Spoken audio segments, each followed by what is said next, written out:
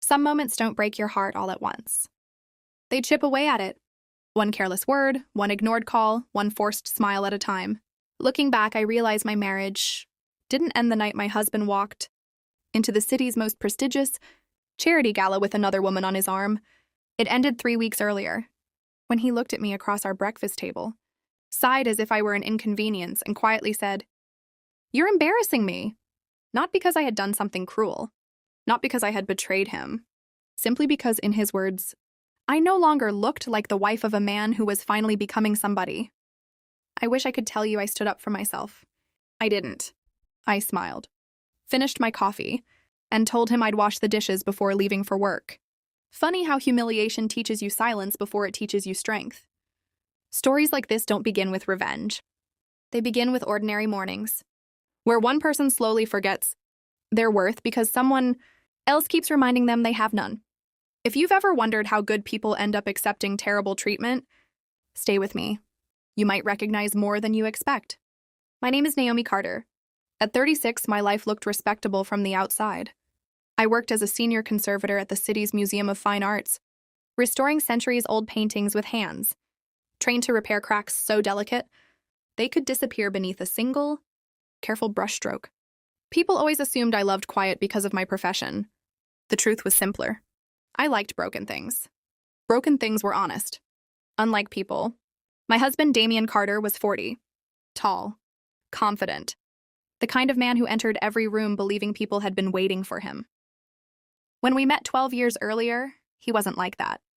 Back then, he drove a 15-year-old Honda that groaned every time it climbed a hill. He wore discount suits.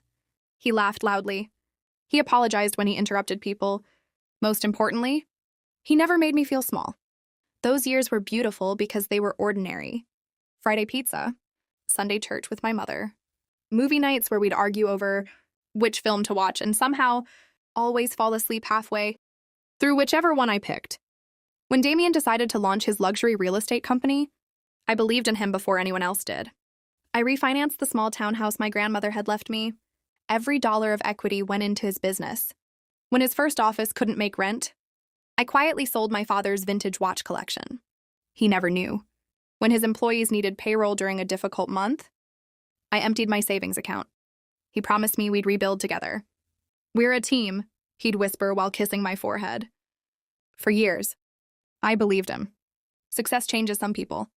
Money simply reveals others. Damien's company exploded after landing contracts with several celebrity investors.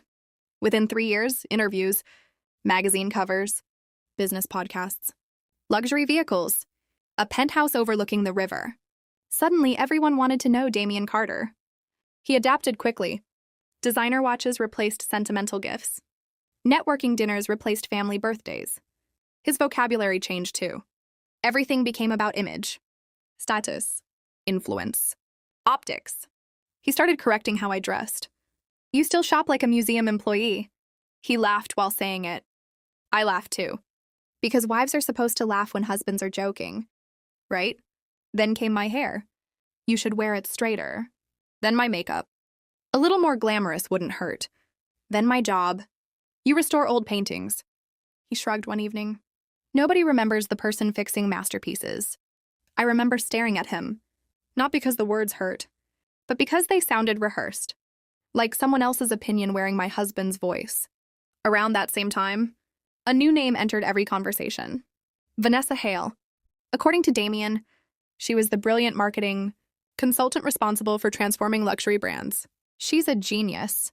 She understands high society. She knows what wealthy clients expect. At first, I was happy for him. Every growing business needs talented people. Then something changed. Her name stopped appearing in work conversations. It appeared everywhere. Vanessa recommended restaurants. Vanessa loved Italian architecture. Vanessa thought watches should always match cufflinks. Vanessa believed people judged intelligence within 7 seconds. Eventually, Vanessa started texting during dinner. Damien would glance at his phone, smile, turn it face down. It's work. Always work. I never checked his phone. Trust isn't proven by surveillance. It's proven by peace. Unfortunately, peace had quietly packed its bags. One rainy Thursday afternoon, I visited Damien's office without telling him. Nothing dramatic. I'd baked lemon loaf the night before. His favorite before success convinced him carbohydrates were beneath successful people. The receptionist smiled awkwardly. Oh, she hesitated. I thought Mr. Carter left already. I looked at the wall clock. 3 in the afternoon? He canceled all meetings. Something in her expression lingered. Not guilt. Pity. People rarely realize how loudly pity speaks. As I turned to leave, one of Damien's junior agents rushed through the lobby. He stopped. Oh. His smile vanished. I thought you'd gone with them. Gone where? He blinked. Then looked toward the receptionist. Neither answered. Neither needed to. I thanked them for their time, left the loaf on the reception desk, and walked back into the rain carrying nothing except questions. That evening, Damien claimed he'd been in meetings until 8. I simply nodded, not because I believed him, because I wanted to know how many lies one person could tell before forgetting the truth themselves. Weeks passed. The distance inside our home became measurable. He started sleeping with his phone beneath his pillow. Business trips multiplied. Cologne changed. Even his laughter sounded different. One Saturday morning, my younger sister Elise visited unexpectedly. She was everything I wasn't. Bold. Observant. Unable to ignore elephants, even when everyone else politely pretended they were decorative furniture. She watched Damien leave for another client brunch, then turned toward me. How long? How long what? How long have you known? I tried smiling. She didn't. Naomi? I'm probably imagining things. No. She reached across the table. You're explaining them away. Silence settled between us. Finally, she asked, when was the last time he looked at you the way he looks at his phone? I couldn't answer, because I remembered. It had been years. 3 days later, the invitation arrived. The Whitmore Foundation Winter Gala. The event. Politicians, actors, entrepreneurs, philanthropists. The entire city's elite attended every year. Damien had dreamed about receiving an invitation. This year, he had 2. I found them displayed proudly on the kitchen island. Black envelopes, gold lettering. Elegant. Hope fluttered inside me. Maybe we'd finally spend an evening together. Maybe we'd remember who we used to be. When Damien came home that night, I held up one invitation. I found these. He loosened his tie. Yeah. I'll need to find something nice to wear. He froze. Barely. But I noticed. His expression hardened with astonishing speed. Actually, he rubbed his jaw. I wasn't planning on taking you. I laughed, thinking he was teasing. He wasn't. The board expects certain appearances. What does that mean? He avoided my eyes. It's complicated. No, I whispered. It isn't. He sighed dramatically. As my company grows, I have responsibilities. I'm your wife. I know. Then why can't your wife attend? His next words arrived without emotion. Because you don't fit that environment anymore. The room became strangely quiet. Even the refrigerator seemed to stop humming. I don't understand. He finally looked directly at me. You don't network. You don't dress like those women. You spend your weekends cleaning paint off antique canvases. They'll think... He stopped himself. They'll think what? He inhaled, then said it. They'll think I'm married beneath my level. I stared, certain I'd misunderstood. Instead, he continued. I've worked too hard to build this reputation. So I'm bad for your image? I didn't say that. You didn't have to. He picked up the invitation from my hand. I'm taking Vanessa. Everything inside me went silent. Not anger. Not tears. Silence. The dangerous kind. The kind that arrives when grief is too shocked to introduce itself.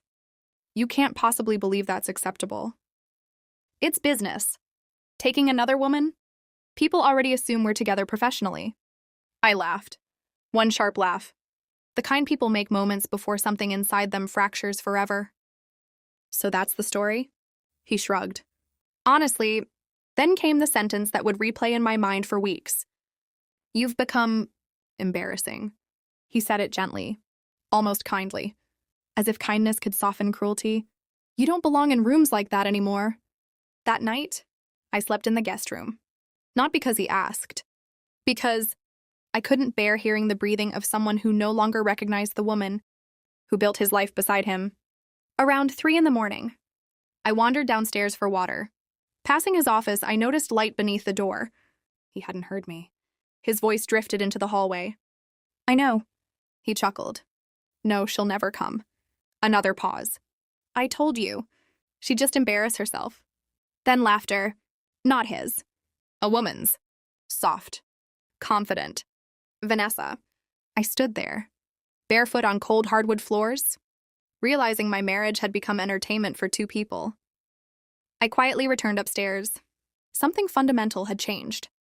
Not in him, in me. The next morning, I stopped asking questions. Over the following days, Damien mistook my silence for surrender. He didn't notice I had stopped ironing his shirts, stopped reminding him about appointments, stopped waiting for dinner.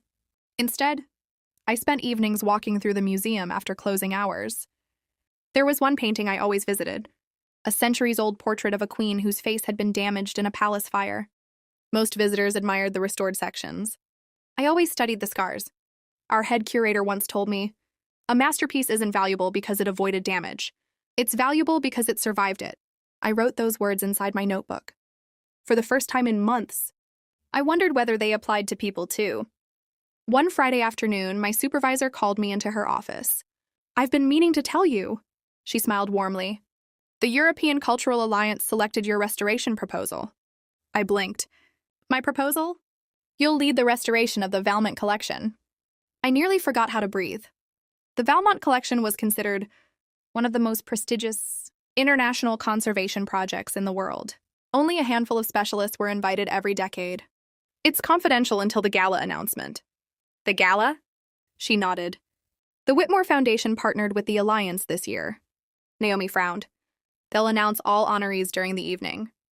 Attendance is mandatory." My heart skipped. "The Winter Gala?" "Yes." She smiled. "I assumed your husband already mentioned it." Naomi forced a smile. "I suppose we haven't had time to talk." As she walked out of the office with the acceptance documents in her hand, one thought echoed louder than any other. Damien believed he had locked me out of the most important room in the city. He had absolutely no idea. I had just been invited through a door he couldn't control. There is a strange kind of freedom that comes after disappointment. Not joy. Not relief. Just clarity. When someone finally shows you exactly who they are, your energy stops going toward understanding them and starts going toward understanding yourself. That Monday morning, I accepted the invitation from the European Cultural Alliance. Not because I wanted Damien to see me. Because for the first time in years, I wanted to be seen for my own work. The following week became a whirlwind. The Valmont collection consisted of Renaissance paintings worth hundreds of millions of dollars. The restoration team included experts from Italy, France, Japan, Ghana, and the United States. Their emails weren't interested in my husband's name. They cared about one thing: my research, my methods, my results. It felt unfamiliar. Respect without conditions. One afternoon, while reviewing old restoration notes, my supervisor handed me a garment bag. The Alliance asked us to arrange formal attire for the honorees. Naomi unzipped it carefully. Inside hung an elegant ivory gown unlike anything she had ever owned. It wasn't flashy. It wasn't designed to compete with anyone. It was graceful, strong, confident, almost like armor made from silk. They also selected jewelry from the museum's sponsors. Naomi smiled nervously. "I've never worn diamonds." Her supervisor laughed. "You'll wear them well." Meanwhile, Damien was enjoying every bit of attention surrounding the upcoming gala. Business magazines featured his newest luxury developments. Social media filled with photographs of him and Vanessa attending networking events together. Their smiles were effortless. Their captions carefully worded. "Building the future. Great minds create great opportunities." People assumed they were partners. Some assumed more. Damien never corrected them. Elise noticed everything. "You've stopped crying." Naomi nodded. "I think I've finished mourning someone who's still alive." Her sister reached across the cafe table. "What happens if he apologizes?" Naomi looked out the window. "The man I'd forgive no longer exists." Gala night finally arrived. The Whitmore Foundation transformed the historic Grand Regent Hall into something breathtaking. Crystal chandeliers stretched across vaulted ceilings. A string quartet welcomed guests. International media lined the entrance. Luxury vehicles arrived one after another. Damien adjusted his tuxedo as photographers shouted his name. Vanessa stepped out beside him in a dramatic crimson gown that turned heads instantly. She smiled confidently, slipping her arm through his. "This is our night," she whispered. Damien believed her. Camera flashes followed them across the red carpet. He had finally reached the world he'd always wanted. Or so he thought. Inside, influential guests mingled beneath enormous floral arrangements. Corporate executives exchanged handshakes. Artists discussed exhibitions. Diplomats greeted philanthropists. Damien loved every second. Vanessa introduced him to investors. She laughed at his jokes. She praised his accomplishments.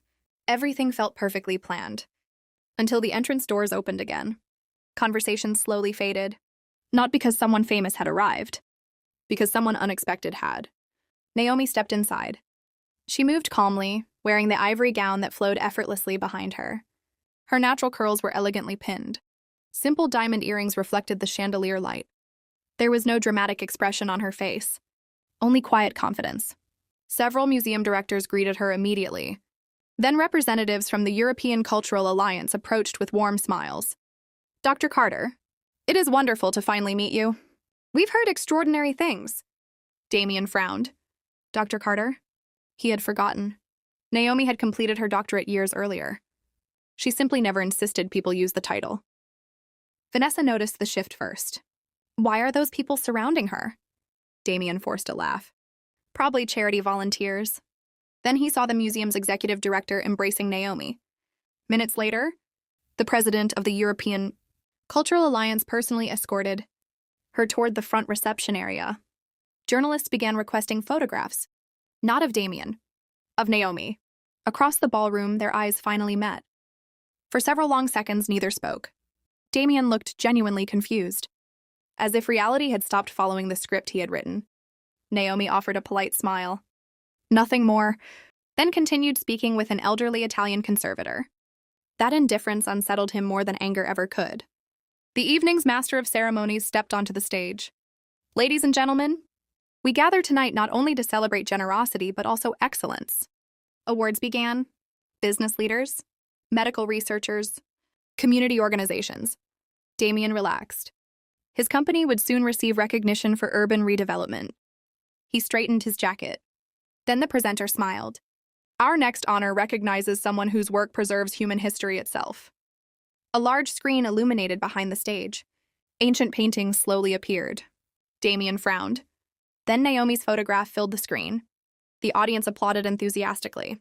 "Please welcome this year's International Heritage Restoration Award recipient, Dr. Naomi Carter." The applause became a standing ovation. Damien remained frozen. Vanessa stared at the screen in disbelief. Naomi walked toward the stage with steady grace. No dramatic music played in her mind. No fantasy of revenge unfolded. She simply felt grateful. After receiving the Crystal Award, she approached the microphone. The ballroom quieted. "I've spent most of my career repairing damaged paintings."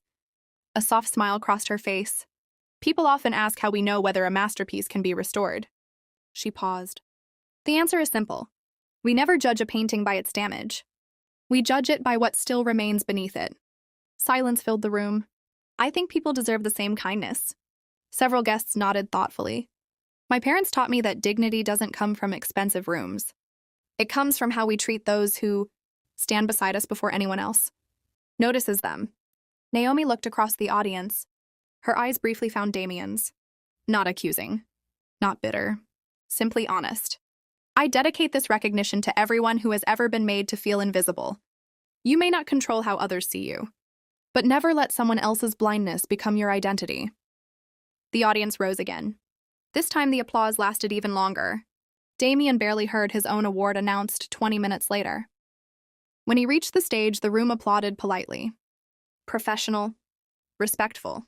Nothing more. The excitement had already belonged to someone else.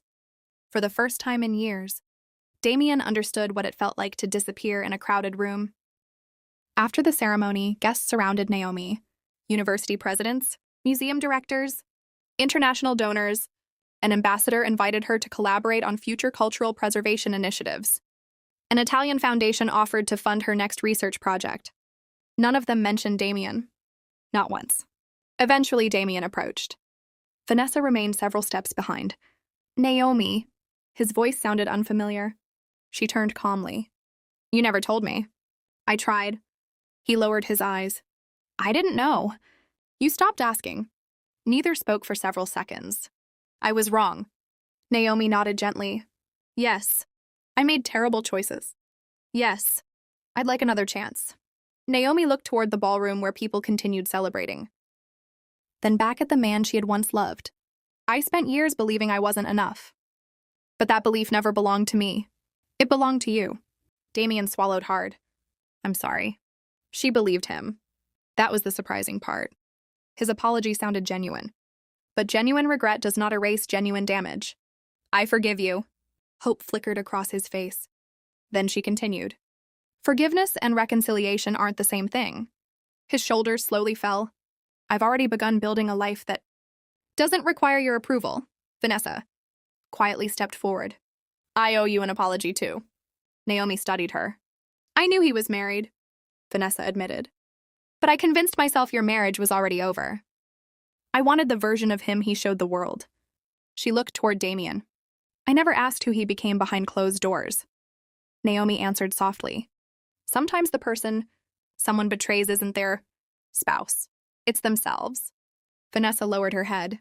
She understood. Several months later, the divorce was finalized without public drama.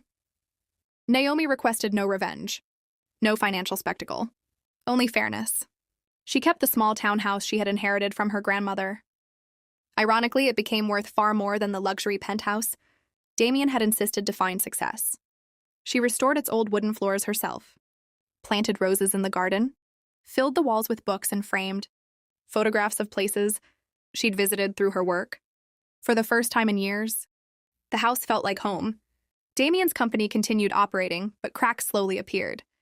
Clients questioned his leadership after several executives resigned. His obsession with appearances had quietly damaged trust inside the business, too. He eventually admitted in an interview that success had cost him relationships.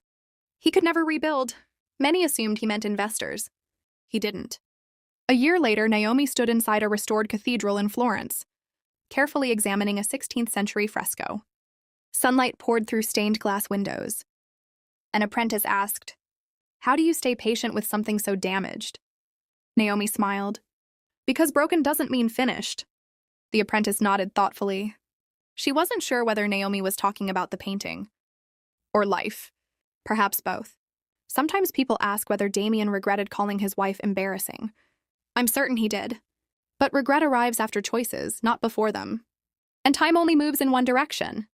The greatest irony wasn't that Naomi became admired by the very society Damien wanted to impress. It was that she achieved it only after she stopped trying to earn anyone's approval. Sometimes betrayal doesn't destroy your future. Sometimes it strips away the lies that kept you from living it. If this story made you see self-worth, forgiveness, or success from a different perspective, I'd love to hear your thoughts. Because the strongest people aren't those who never get broken. They're the ones who quietly rebuild themselves, piece by piece, until one day they realize they were the masterpiece all along.